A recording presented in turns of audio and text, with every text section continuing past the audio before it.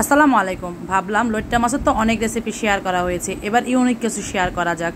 আস্তে আস্তে লইট্টা মাছ মশলা কষিয়ে তার মধ্যে ছেড়ে দিয়ে রান্না করেছি, কি যে স্বাদ! এখনও মনে হচ্ছে স্বাদটা জিহ্বায় লেগে আছে। অধিকাংশ সময় আমাদের মাছ খাওয়া হয়, আর মাছের স্বাদ যদি হয় এরকম অসাধারণ, তাহলে এই এক তরকারিতে এক প্লেট ভাত নিমিশেই শেষ করে দেওয়া যায়।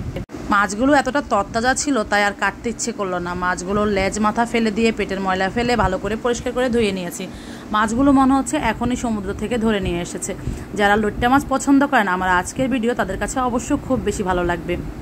সরিষার তেল গরম করে নিয়েছি, সেখানে দিয়ে দিয়েছি 1 চা চামচ জিরা, 1 চা চামচ সরিষা দিয়ে সেগুলো একটু ভেজে তারপরে পেঁয়াজ দিয়ে নিয়েছি। বেশি করে পেঁয়াজ দিয়েছি, এই রান্নাটা একটু বেশি করে পেঁয়াজ দিতে হবে, আর পেঁয়াজটা একটু নরম করে ভেজে নিতে হবে। সাথে দিয়ে দিচ্ছি কিছুটা রসুন কুচি, সেটা দিয়ে আবারও নেড়েচেড়ে মিশিয়ে নিব, একদম নরম করে ভেজে নেব। একদম ব্রাউন কালার করতে হবে না, জাস্ট পেঁয়াজ রসুনগুলো নরম হয়ে গেলে হবে। সামান্য একটু লবণ দিচ্ছি যেন পেঁয়াজ রসুনটা ভালো করে সিদ্ধ হয়ে যায়। এভাবে আস্ত লইট্টা মাছ কে কে রান্না করে খেয়েছেন অবশ্যই কমেন্টে জানাবেন। আর যারা এখনও পর্যন্ত খাননি তাদেরকে বলবো একবার ট্রাই করে দেখতে পারেন। আপনি যদি লইট্টা মাছ পছন্দ করে থাকেন তাহলে এই রেসিপিটি আপনি জীবনেও ভুলবেন না। সামান্য একটু আদা বাটা দিয়ে নিয়েছি, তারপরে দিয়ে দিয়েছি 2টা টমেটো কুচি। টমেটোগুলো কুচি করে দিয়েছি যেন একদম গ্রেভির সাথে গলে যায়। চাইলে আপনি টমেটোগুলো ব্লেন্ড করে দিতে পারেন। মাছের রেসিপি আমি আর ব্লেন্ড করে দিইনি। পেঁয়াজ টমেটো এভাবে নেড়ে চেড়ে ভেজে নেব, ভাজা হয়ে যাবে। আবার একটু লবণ দিয়েছি, টমেটোগুলো তাড়াতাড়ি সিদ্ধ হয়ে যাবে। লবণ আপনি আপনার পছন্দ মতো স্বাদ মতো দিবেন। 1 কেজি মাছের সাথে যতগুলো লাগবে অতগুলোই দিবেন। আপনি কতটুকু মাছ রান্না করছেন তার উপরেই পরিমাণটা নির্ভর করে, তাই না? পেঁয়াজ টমেটো কিছুক্ষণ সিদ্ধ হয়ে যাওয়ার পরে শুকনা গুঁড়া মশলাগুলো দিয়ে দিচ্ছি, যেগুলো আমরা রান্নায় রেগুলার ব্যবহার করি। হলুদের গুঁড়া, জিরার গুঁড়া, ধনিয়া গুঁড়া দিয়ে আবারও মিশিয়ে নিচ্ছি।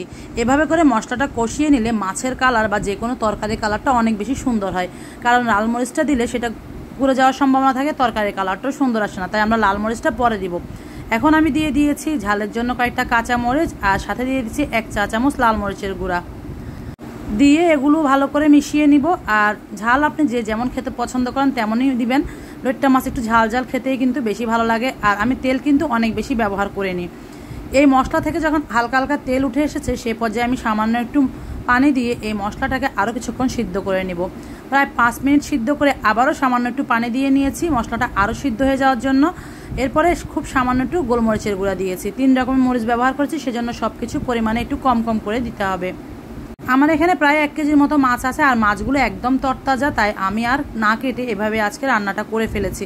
আমার পেজে অলরেডি অনেকগুলো লইট্টা মাছের রেসিপি আছে, তাই ভাবলাম ভিন্ন কিছু শেয়ার করি যেটা আপনাদের কাছেও ভালো লাগবে।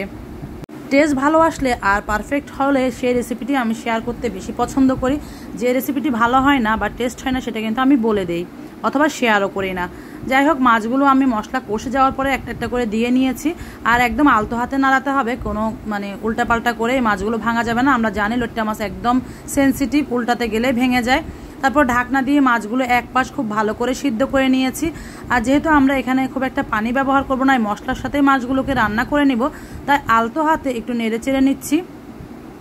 খুব বেশি নাড়াচাড়া করলে কিন্তু মাছ ভেঙে যাবে, তখন কিন্তু আবার দেখতেও ভালো লাগবে না, খেতেও ভালো লাগবে না। আর এই ফ্রেশ মাছ দিয়ে যদি এই রেসিপিটি করা হয় তাহলে মাছ কিন্তু একদম ভেঙে যায় না। তা আমার মাছ রান্না শেষ, আমি নেড়ে চেড়ে ভালো করে রান্না করে নিয়েছি। এরপর উপর থেকে ধনিয়া পাতা ছড়িয়ে দিয়েছি। মাছটা এত মজা হয়েছিল, যেদিন এই মাছটা রান্না করেছি আমরা সবাই শুধু এটা দিয়ে ভাত খেয়েছি।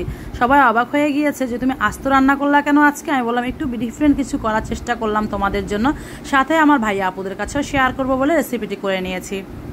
আমি রেগুলার প্রয়োজনীয় যে রেসিপিগুলো সেগুলো শেয়ার করি সবসময়। আমার এরকম রেগুলার প্রয়োজনীয় রেসিপিগুলো যদি আপনাদের ভালো লেগে থাকে তাহলে অবশ্যই আমার পেজটি ফলো দিয়ে রাখবেন। ভিডিও সম্পর্কে কোনো মতামত থাকলে কমেন্টে জানিয়ে যাবেন, আর আমার ভিডিওতে অবশ্যই একটা লাইক অথবা লাভ রিয়েক্ট দিয়ে যাবেন। ভালো থাকবেন সবাই, আল্লাহ হাফিজ।